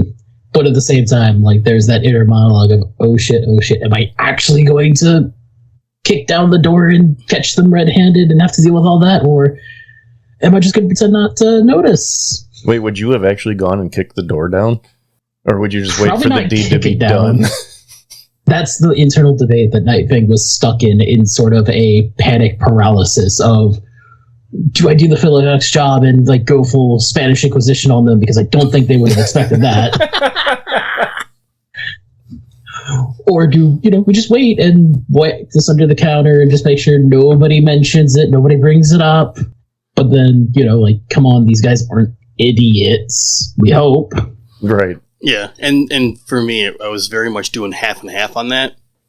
Because again, we are young, we are, new, this is still fresh in our heads, but it's like, what if? Oh shit. But then it's like, oh, no, he's right. What if it's something else? We can wait. We can inquire. No, and I like the way we all played that off, because it's like, yeah, we are fresh changers, so all of the litany is godsend, and yeah, like, that's just how it's going to be reacted with. Like, those two are in a room, and he's around her butt, and look what? Yeah, it was a fun little moment. That was fun. I enjoyed that. Nightwing, I think panic paralysis is probably the best way to describe it there for him. The way I took it is that, the Black Furies do a really weird rite of passage. It's not the standard stuff. So the way I sort of wrote it in my background is that she would have had at least some knowledge, maybe not all the knowledge about the litany, and they would have impressed upon her the first one. If nothing else, the first one is way more important than everything else. So that's why when she heard, I think it was mentioned that Bodhi and Mia were particularly close, and they were in that room. And of course, we came in after our sort of totem quest while they were in there and everybody else was leaving. They wouldn't have known that we were here necessarily. So that's why Cassie kind of went, well, look, this can't happen. If I can jump in on that for a second. Please. Because this is obviously the behind the scenes thing. That was scripted a little differently. Oh. Because I counted on someone just barging in the room. And so I made it look so much worse. Which made for great interaction, though. Like, the way it was scripted, she's on the bed on all fours with her pants down to her ankles, and Bodhi is kneeling in front of her. So you walk in the perspective and you see the back of him and his face about where her butt is. And she turns around and he turns around and they both yell at you to leave the room. Oh my God. So I made it look like he was having a snack. That's the way of putting that. Yeah. See, now you should have gone in. Yeah, should have. If you barged in, it would have looked so much worse. Oh man! But again, it was still completely innocent. Well, yeah. But perspective and angles and having a snack. Jesus Christ! I'll say that again. The interactions we had as a group made that for a lot of fun. I felt like our pack, as much as we were arguing on the case, I felt like the four of us were getting closer as a pack. And then I'll say in the next probably close to an hour when we have our game, it's going to be a lot similar to that right off the bat. Things are going to have to be said where we're going to have those kind of interactions again. And they're a lot of fun. And I can't wait for it to happen. Oh, I am expecting and looking forward to a fucking argument as soon as Chapter 6 begins. Yep. So am I. And if no one wants it, I'm going to make it. Oh, we'll get to it, but... Yeah, we'll talk about it off camera, Tim. Okay, I'm like, what's going on? No, you know what's going on. You should. Just, we can't say it because it hasn't aired I don't yet. want to know. That's the problem. It's Chapter 3. Come on. It's crazy. All right. You should listen to the podcast. Now we're moving on to a special segment. That look. Oh, what up, Home Slice? Moving on to your favorite segment, Porter. Ghost Paw's Corner. Oh. Yeah, Home Slice. Home Slice. We gotta give him a little theme if this keeps going on. I know. If we get a third Ghost Paw's Corner, there's going to have to be a Ghost Paw's Corner theme. Because thank you, Ghost Paw. You outdid everybody with the questions on how many you submitted. My paw submitted a ghost. Spook it out. Here's a bunch of questions. Something like that. I don't know. Perfect. There you go. I want more Randy Newman in my voice when I do that, though. We're going to have to practice that. We have a board we can save that on. Right? We'll get it. We'll get it. And I told him, like, hey, man, we're doing questions again. So he poured them all in. He literally poured them in. So it's like, here are 100,000. Fuck off. Are you ready? Let's do it. So this first one does go way back. It was who was the Getkin with the Viking axes? I don't know what that means. I think he's talking about the Gorehound. Oh, well, yeah. There's a Gorehound. He started his questions right after that episode aired, the first Q&A. So, again, we went back to that date, pulled everything we had, and yeah, that was probably his very first question he had from that. But yeah, it wasn't a get, but yeah, it was a Gorehound. And what was his motivation is the other part of that question. Being a Gorehound. That's great motivation. Look, for more eyes is the thing, man. Okay. Next question. How come Cassie is always taking care of everyone? She is like the mom of the group. It comes back to her being at a foster home, probably with multiple people in that foster home, and Cassie being just the protector of all of it. So anyone who was sort of being bullied or beaten up in school or whatever, this is how she got the reputation for being very angry and broken and moved from place to place to place because she would stand up for people. So this is something that has sort of moved through into her guru life. So when somebody was picking on on Ricochet, she stood up for Ricochet. You know, when somebody was picking on Dodger, she stood up for Dodger. That's just who she is. And I don't see any reason to change that. So it's not like she's trying to be the mom, but she's trying to say, look, nobody is going to pick on these people but me. No one stood up for the guac, though. I had the guac. Okay, moving on. Yeah, we got a lot, so. You're welcome. Why did the other pack, La Magnifique, so easily let them back in? I'm sensing treachery here. Well, I can't respond to that second part, right? Like, you can I know, sense but I just a lot wanted of to throw things. that in there. That's fair. Well, you know, I mean, there's a level of plot device here, okay? Because the ST said so. Right, a little bit, because I said so, yeah. Because Mostly. that's how it was supposed to go down, and Yeah. it's not how it went down, and I had Right. to reel it back in. I feel like it was, they were there to be mentors, Yes. quote unquote. They have a role to fill, and you guys cocked it up. So Exactly. look. And we went the opposite direction, so that's how it gets fixed. Yeah, a little storyteller interference. That's how. That's why. It's fun going through his questions because you can see how as the story goes, how these questions are going. Again, we did them by date. So. I know. Yep. So his next question is, what really happened with the camera? She developed a film, I guess. That's I what don't know. happened. It hasn't been revealed. It's true. I have an answer. You guys just don't have it yet. Oh. To be determined. I mean, I can tell you off camera, but Next question is, was there film in it? there was. Okay. All right, next question is, why is Cassie always so quiet? I don't know what that means. Cassie's an observer. She likes to listen, watch, observe. Sometimes she feels that speaking isn't necessarily as important as learning. You know, you saved She that doesn't like answer. to react. That was going to turn into a whiz bang of a stalker joke. And you saved it by you kept going. Yes. She's an observer. Because I She likes to realized watch. Oh, God. See? Okay, moving on. 'Cause there's still a lot to get through. Ghost Paw, you rock. Does anyone regret their character decision? As far as the That's choices just the he's question. made, So, yeah. no. As far as what's happened in game and background and story, no. I don't have any regrets whatsoever on this one. You're not allowed to say joining the game in the first place, for the record. I'm looking at you three, you fucking jokers. What now? Yeah. Joining the game, is that your biggest regret? Oh, no. Definitely not. He was saying, oh, Jesus Christ. Thanks for playing, Tom.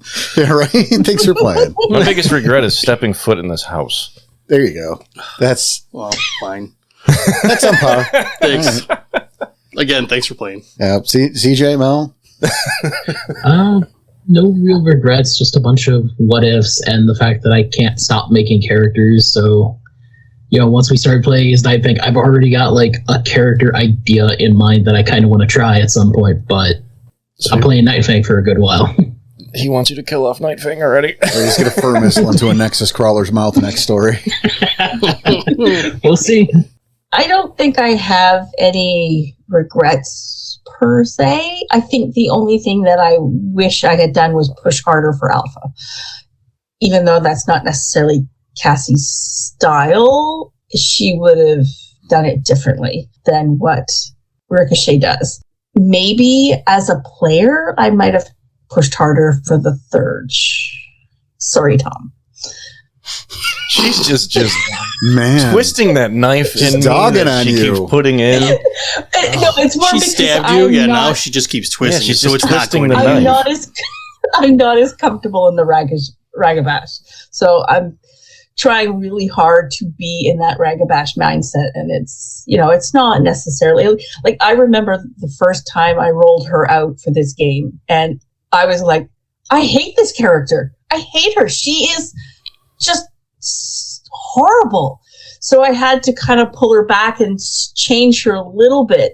So because I think I sort of created her to be that sort of mouthy, sort of teenager type and angry. And I'm like, no, this is not going to work for this game. So I had to kind of pull that back a bit. So yeah, I think that's the only thing that I wish I had, changed. But other than that, yay! I love this game. I regret letting Mel in on the game. Oh, Oh, Tom, you ruined me. Oh, I'm sorry. Oh man, that's a clapback. No, my regret is just shots fired. I really don't have it. I haven't played enough of the character yet. I mean, my biggest regret is I'm not taking my Thurge properly. I'm not doing it properly. That's my biggest regret so far. I definitely need to step it up.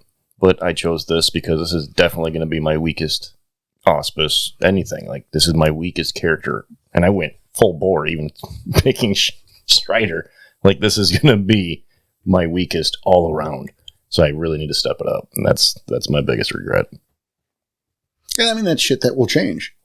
Much like Melissa talking shit on Danny's alphaing. He's only been alpha for 30 minutes. Yeah, I was going to say, I know, she's throwing all of us under the bus already. I mean, she's like, they haven't heard. Sorry. Night Fang's still good. She's like, yeah, I like this game, just everyone's a fucking idiot. I'm sorry. Yep. Yeah, because at this point, they've only heard 5.2, so you've only heard me be alpha for a second part of a chapter. And then next week, you're going to hear the rest of, and then even then, it doesn't even come up. We'll get there. Yeah. Yeah, we'll get there. All right, 10 more questions to go still. Oh my god. Ghost Paw was the man. All right. Why didn't you guys stop and ask the neighbors where the other pack and possibly Falling Leaf had gone to? When we couldn't find the pack or Falling Leaf, I remember this. Can I answer that for you guys? Please do. What were they going to do? Go, have you seen the group of werewolves around, sir? Have you seen the guy who could be our grandfather, who none of us look at all like we're related to? Right? Like, yeah. Can you point us to the creepy old Asian man who's been escorting us around the woods? Well, with tattoos all over. Right? Yeah, there's only so much we can do on that one. Next question. Do you know where Chris Hansen lives? All right. Next question. I guess it could go to Cassie or Porter. How the heck did Cassie get resources? Stealing. Pure and simple. And Really ST allowed it. No, I endorse that. That's Yeah. how else are you supposed to make money? That's true. Yeah. I mean, Secret ingredient. that's the She has most. larceny. So See, she's the larcenist. We've been over that actually. We we used have, that. We've done that before. Yeah. All right, Night Fang, got a question for you. Who's your favorite superhero? Well, for Night Fang, it's pretty obvious if you think about the stuff that he's specifically been looking for whenever we went to the Salvation Army. Batman. It's the easiest one, and plus, yeah, there was a reason why I went for the Batman shirt versus just saying some superhero shirt. Yeah, I wore a Batman shirt on purpose today. Under his Rage Under Across the my Internet Rage hoodie. Across- Yeah, We got our Rage Across the Internet. We are all representing today. it's Sunday, so... All right, next question. Who is Cassie's role model? What does she aspire to be like? she doesn't have one. She wants to be the best her. I would have said Batman. Wonder Woman. No, just to continue. Just to continue. Oh, okay. Yeah, just for the joke. That's gotta be. You gotta come something better than that. No, she doesn't. Aw. It's her character. Yeah. No, honestly, she doesn't see anybody that she needs to look up to. I guess the only person that she admires would be Falling Leaf. See, I thought you were going to say Cheesy Dave. I just assumed you like canoes. Nice. Thank you. Douche canoe. All right, next question. You're welcome, Planet Earth. Sum up your character in a sentence. Oh, Jesus. That was your sentence. All right. Yep, Oh, that Jesus, was it. Jesus. The Savior. Calm down, Kanye. Oh. Wow. That was good. And I was going to cut it, but not now. I would probably say still learning. Still trying to figure out what the hell to do. You say he bounces off. things? Sure. He bounces ideas off in his own head. CJ? I mean, there's a few simple ones I could do here. Like, you have the wannabe superhero or the budget Batman. Budget Batman. Perfect. And I think that one probably fits a little bit better. Mel? Cassie? Badass protector. Gandalf. That's yours, is That's Gandalf? Gandalf. Hold the light. I've been holding the light as we traverse through the tunnels. Wow. All right. right. Have fun with something. Next question. We're too still young I into agree, this to really do that. Next question is for Porter. What steps did you have them take to create their characters? And I mean, like, give us a rundown through the background process you use. And for the players, how did you guys go about it? What books did you use, et cetera, et cetera? Actually, that's, I mean, I guess it's a good question. It's not a great answer, but it's a good question. Really, it was, I trusted you guys to do your thing. CJ and Mel, and I don't know if I said it. I might not have, and in which case, oops, but in my mind, we're restricted to Hammond because they were first time at my table. Danny and Tom weren't, but they weren't gonna anyway. He knows us. Yeah. And that was it, basically. It was, you guys know what to do, and I trust you guys. I think I might have mentioned no attributes or no abilities above 3. The only attribute at 4 is the one that mathematically has to be at 4. Mm-hmm. And 93, go. And it was just, I trust you, and if there's an issue that comes up once you submit, we'll deal with it then. And there wasn't. So I got a good group of players. There wasn't any problems. This was really smooth. At least on my end. It might have been nightmares for them. I don't know. No. It was smooth for me. Yeah. I mean, I think at this point we knew what we're doing already, and we knew what you expected. So for us, it's how did you guys go about it, and what books did you use? try Book of Auspices. Our episodes. I won't even lie. I didn't even open a book. I just wrote my character out because we've done so much research that I kind of had exactly where I was going with it anyway. That's pretty close. Mel and CJ? For me, I would say I used the Book of the Auspice, but one of those books was significantly unhelpful. That being the Stargazer Book. Yeah, I get that. But other than that, I started off with the idea of I wanted to play this kid who thought they were a superhero or was trying to become one. Because, it's an angle that I have yet to see. And it just sounds like the logical step for, somebody who's 14 suddenly getting superpowers. Why do you not have a cape yet? Well, and I've always felt that way. Many first changes are, pretty bloody and not so fun. But if you have one that doesn't involve you killing your whole family or your classroom or whatever, how do you not go, oh my God, I'm a superhero? Yeah. 14-year-old boy, fucking 99% of the time. Oh, yeah. Come on. So sorry, Mel. I flipped through the Black Fury Tribe book, but since I was on that episode, I didn't really need to kind of really dive deep into it. I knew what sort of concept I wanted, and then I just assigned the dots according to what I felt this character would have. So I didn't think she'd be particularly strong, but I thought she might be particularly dexterous, slipping through, getting away from people, that sort of thing, the survival aspect.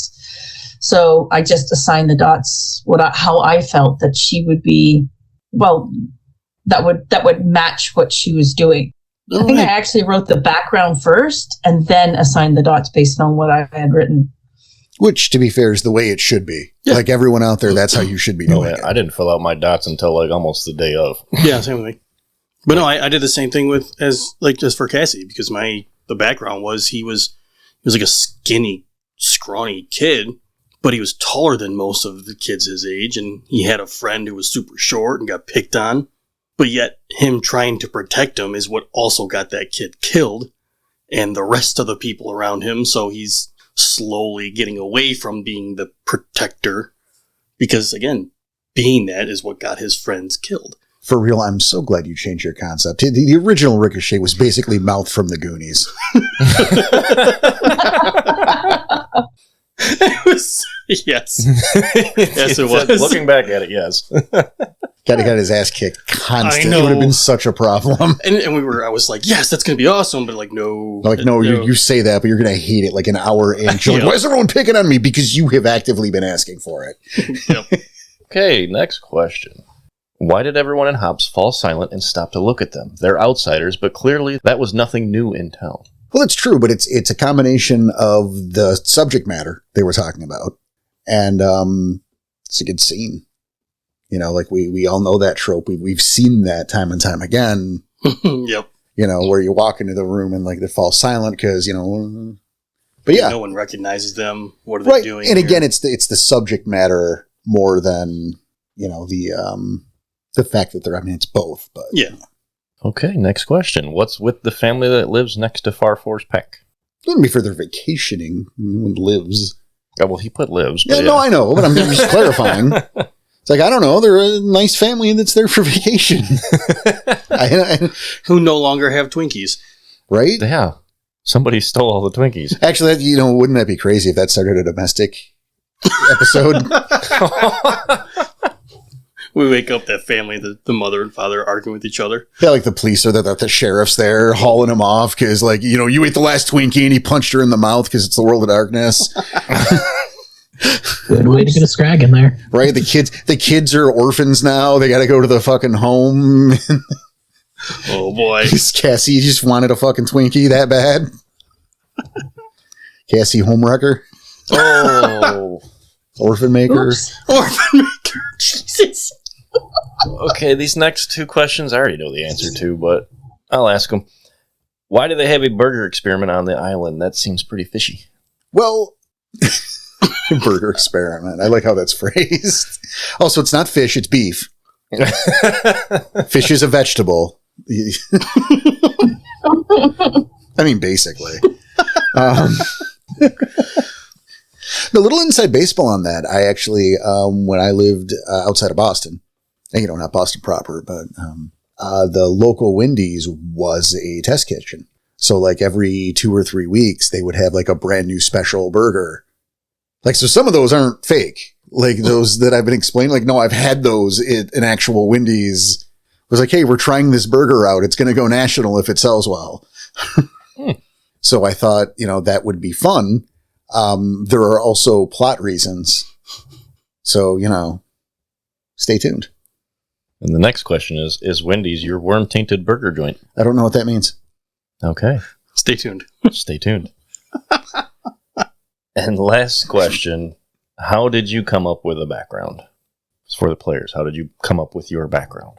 What was your inspiration, I guess? Obviously Goonies for Danny. The first iteration. Cobra Kai. The second was Cobra Kai, yeah. No, yeah, that was a very big part of it. It was Cobra Kai, but I built off of it from that. I mean, it's true. Because you just say Cobra Kai, that sounds so dumb and shallow. Yeah. You're like, I wanted a karate man. No. But no, it's more than that. It started off as Cobra Kai. Someone learning self-defense, if you will, to help his friend, but the friend, yeah. Yeah, I mean, I think it's pretty clear for where Night Thing started as a character concept. Yep. In a comic book. Gotham City. Well, it was picking the hero first, because Spider-Man was in the running for a little bit there, but why not go with Batman if you get the option? And Batman makes a little bit more sense. That's just what's to live by, too. That too, yes. If you get the chance, go for Batman. Well, I just came up with the concept, sat down in front of my computer with the Word program open, and started typing. And whatever came out of my head just ended up on the page. I read it over, made a few changes, made more changes, and then submitted it to Porter to read. no Inspirato, huh? Nope. I promise I will someday. It was one of those things that, either it comes out in a flow of inspiration or it doesn't, and it's a struggle. In this particular case with Cassie, it was easy to sort of come up with. Tombo? All right. My big thing was I knew I was making a Strider. And I knew I was making a Thurge because I really wanted to push my boundaries. And I was like, okay, so I'm trying to make it a little easier for me since I'm pushing my boundaries. So I need to have a background of something that already travels. So I instantly went with Carnival. So his background is Carnival. And I wanted to be acrobatic. And this sounds very Robin Hood. Or not Robin Hood, Robin from Batman. Which I didn't even realize until I wrote it. And I'm like, holy hell. Really do got like the Justice League over here. We really do. Because my initial start of my background was I was writing Robin. Very flying Graysons. Yeah. Because I was like, because I wanted to be acrobatic and I wanted him to be in a carnival. So that got tweaked a little. He's still got acrobatics, obviously, because of some of his gifts, but carnival. I mean, this is what happens. I mean, my biggest inspiration was just trying to live the carny life and writing that as my background. There's a little Joe Dirt in there, wasn't there? There was a little bit of Joe Dirt in there. Yeah. I never wanted to say it out loud because I wasn't sure. It's the looks. It's his looks. He looks like Joe Dirt. Got the mullet? He does. Oh, my God. Mullet in the fanny pack. You sure? Yeah, I wrote it in there. Okay. Because, I'm going to be, talking to some people about getting some artwork for the actual play. Okay. So to make sure you are set with the mullet before I put money on the table. It's 93, man. He's got a mullet. Okay. All right. Oh, boy. Just making sure that is clear. Oh, my God. All right, next question. That's it. No, that was it. Oh, really? Yeah. Shit. That was a lot of questions. It was a lot of questions. I'm impressed we got through them all. I am too. I'm impressed if y'all stuck through to listen to them all. For the 12 of you still listening. Like to thank you both. Yes, to all who sent in the questions, thank you so much. Right. It's a big deal. We appreciate it. And keep them coming. We're going to be, keep 'em coming. I think tomorrow we are wiping that room. Yeah. Like cleaning it. So, yeah, the room will be cleaned out. Yeah. So, more questions. We'll do another one when we've got enough and we're ready. Yep. Another couple chapters, probably, maybe 3. We'll see. Yeah, we'll see what happens when it on happens. how full of, or how fast it fills up. That's what she said. Whoa. Oh, yikes. Okay. You heard it here first there, friends. But on that note, we got to get to game. Yes, we do. So, on behalf of all of us here, the Dream Chasers and myself, we want to thank you for listening. Thank you for sending in those questions. Take care of yourselves. Take care of each other. Keep your claws sharp. Your head in the swivel. See ya.